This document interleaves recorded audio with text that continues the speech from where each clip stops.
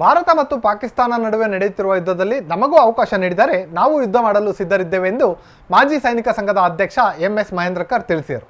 ಸುದ್ದಿಗೋಷ್ಠಿಯಲ್ಲಿ ಮಾತನಾಡಿದ ಅವರು, ಈ ಹಿಂದೆ ನಡೆದ ಕಾರ್ಗಿಲ್ ಯುದ್ಧದಲ್ಲಿ ನಾವು ಭಾರತದ ಸೈನಿಕರಾಗಿ ಕಾರ್ಯನಿರ್ವಹಿಸಿದ್ದು ಇದೀಗ ನಿವೃತ್ತಿ ಹೊಂದಿದ್ದೇವೆ. ದಾವಣಗೆರೆ ಜಿಲ್ಲೆಯಲ್ಲಿ ನಿವೃತ್ತಿ ಹೊಂದಿದ ಸುಮಾರು 550ಕ್ಕೂ ಹೆಚ್ಚು ಜನ ಸೈನಿಕರಿಂದು ಎಲ್ಲ ಸೈನಿಕರು ಸಹ ಮತ್ತೆ ಗಡಿ ಭಾಗದಲ್ಲಿ ನಿಂತು ಯುದ್ಧ ಮಾಡಲು ಸಿದ್ಧರಿದ್ದೇವೆ ಎಂದರು.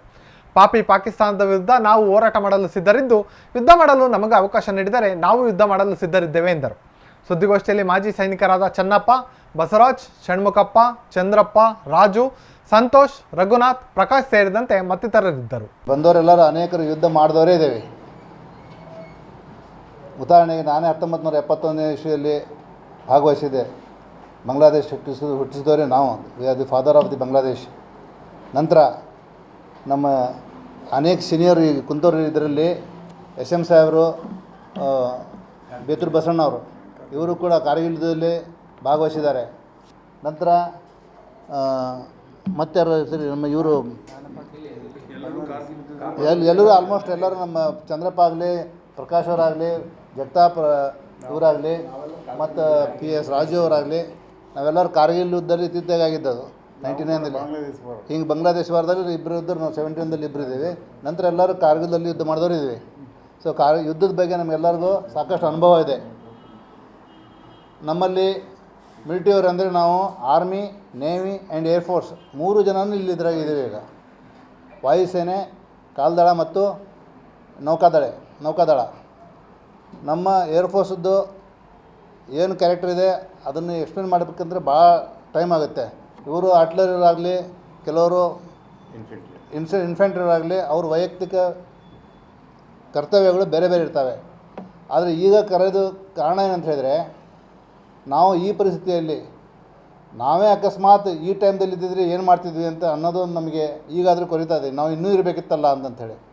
ಅದಕ್ಕೋಸ್ಕರ ಈಗ ನಮ್ಮ ಜಿಲ್ಲೆಯ ಜಿಲ್ಲಾಧಿಕಾರಿಗಳಾಗಲಿ, ನಮ್ಮ ಜಿಲ್ಲೆಯ ಪೊಲೀಸ್ ವರಿಷ್ಠಾಧಿಕಾರಿಗಳಾಗಲಿ ನಮ್ಮನ್ನೇನಾದರೂ ಕರೆದುಬಿಟ್ರೆ ನಾವು ನಿಂತ ಕಾಲ ಮೇಲೆ ಹೋಗಕ್ಕೆ ರೆಡಿ ಇದ್ದೇವೆ. ಇವಾಗ we are ready to face at any time, any moment.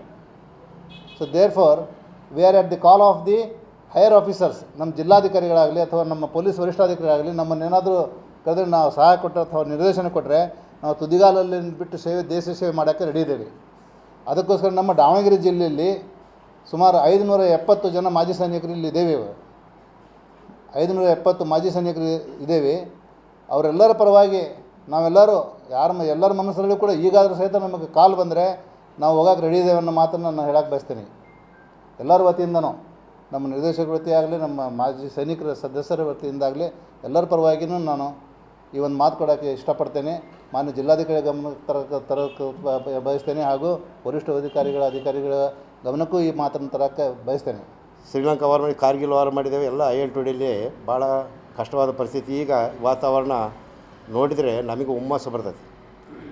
ನಮಗೆ ಮಿಲಿಟ್ರಿಗೆ ಈಗ ಹೋಗಿ ಯುದ್ಧ ಮಾಡ್ಬೇಕು. ನಮ್ಮ ಹತ್ರ ಬಟ್ಟೆ ಗಿಟ್ಟೆ, ಬೂಟು ಗೀಟು, ಕ್ಯಾಪು ಗೀಪು ಎಲ್ಲ ಉಂಟು. ನಮ್ಮ ಹತ್ರ ಎಲ್ಲ ಉಂಟು. ಪ್ರತಿಯೊಂದು ಐಟಮ್ಮು ನಾವು ಸಾಯೋ ತನಕ ನಮ್ಮಲ್ಲಿ ಇಟ್ಕೊಂಡಿರ್ತಾರೆ.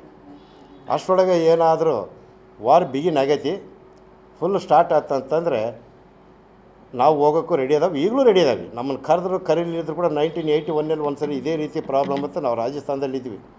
ಅವು ವಾರ್ ನಡೀತೈತೆ ಅನ್ನೋ ಸಂಭವ ಹೊತ್ತು ನಾವು ಬಾರ್ಡರ್ನಲ್ಲಿದ್ವಿ. ಆವಾಗಲೂ ಕೂಡ ಸರ್ವಿಸ್ ಮ್ಯಾನು ನಮ್ಮ ಯೂನಿಟಿಗೆ ಕಾರ್ಗಲ್ಲಿಗೆ ಬಂದದ್ದು. ಸರ್ವಿಸ್ ಮ್ಯಾನ್ಗಳು ಯಾರು ಹೇಳಿಲ್ಲ ಕೇಳಿಲ್ಲ, ನಾವು ಬರ್ತೇವೆ ನಮ್ಮ ಯೂನಿಟ್ನಾಗ ಅನ್ನ ಉಂಟಿದ್ದೇವೆ. ಈ ದೇಶದ ನಾವು ಹುಟ್ಟಿದ್ದೇವೆ. ಈ ದೇಶಕ್ಕೆ ಏನಾದರೂ ನಾವು ಇರೋ ತನಕ ಸೇವೆ ಮಾಡ್ಬೇಕನ್ನೋದು ಮನೋಭಾವನೆಯಿಂದ ಹೇಳ್ದೆ ಕೇಳಿದರೆ ನಮ್ಮ ಯೂನಿಟಿ ಬಂದದ್ದು, ನಾವು ಯುದ್ಧಕ್ಕೆ ಬರ್ತೇವೆ ಅಂತಂದೇಳಿ. ಆ ಒಂದು ನಮ್ಮ ಸೈನಿಕರಲ್ಲಿ ಯಾವಾಗಲೂ ಹುಮ್ಮಸ್ಸಿರ್ತದೆ. ನಮಗೆ ಏಜ್ ಆಗಿರ್ಬೋದು, ಆದರೆ ವಯಸ್ಸಿಗೆ ಅಲ್ಲಿ ಮುಖಕ್ಕೆ ಮಾತ್ರ ಶರೀರಕ್ಕೆ ಮಾತ್ರ ಏಜ್ ಆಗಿರ್ಬೋದು. ಆದರೆ ನಮ್ಮ ಇದಕ್ಕೆ ನಮ್ಮ ದೃಢತೆಗೆ ನಮಗೇನು ವಯಸ್ಸಾಗಿಲ್ಲ. ನಾವಿನ್ನೂ ಆರೋಗ್ಯವಾಗಿದ್ದೇವೆ, ಚೆನ್ನಾಗಿದ್ದೇವೆ. No BP, no sugar, physical ನೆಲೆಯಲ್ಲಿ ಕಮ್ಮಿ ಇಲ್ಲ.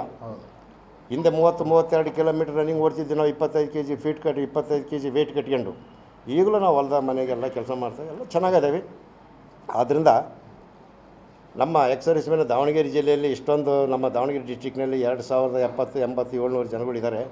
ನಮಗೇನು ಒಂದು ಸ್ವಲ್ಪನಾರು ಕರುಣೆ ತೋರಿಸಿ ಈಗ ನಾವು ಇಲ್ಲಿ ಸರ್ವಿಸ್ ಮೇಲೆ ಒಂದು ಆಫೀಸ್ ಮಾಡಿದ್ವಿ, ಫ್ರೀಯಾಗಿ ಕೊಟ್ಟಿದ್ರು ನಮಗೆ. ಎಲ್ಲಿ? ದಾವಣಗೆರೆ 1ನಲ್ಲಿ ಬಜಾರ್ನಲ್ಲಿ ನಮಗೊಂದು ರೂಮ್ ಕೊಟ್ಟಿದ್ರು.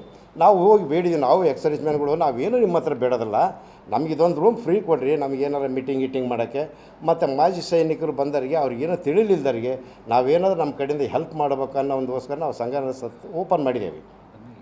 ಅದನ್ನು ಈಗ ವಾಪಸ್ ತಗೊಂಡು ಲಾಕ್ ಮಾಡಿದ್ದಾರೆ. ದಯವಿಟ್ಟು ಈ ಪೇಪರ್ ಮಾಧ್ಯಮ ತಮಗೆ ತಿಳಿದಂಥ ವಿಷಯಗಳು ನಗರ ಪಾಲಿಕೆಯಿಂದ ತಾವು ದಯವಿಟ್ಟು ಏನಾದರೂ ನಮ್ಮ ಎಕ್ಸರ್ವಿಸ್ ಮೆನ್ಗಳಿಗೆ ಒಂದು ರೂಮ್ ದಾವಣಗೆರೆ ನಂಬರ್ 1ನಲ್ಲಿ ಒಂದು ರೂಮ್ ಕೊಟ್ಟಿದ್ರು, ಅದನ್ನು ಓಪನ್ ಮಾಡಿ ಕೊಡ್ಬೇಕಂತ ನಾನು ದಯವಿಟ್ಟು ಕಳಕಳಿಯಿಂದ ಬೇಡಿಕೊಳ್ತಾ ಇದ್ದೀನಿ.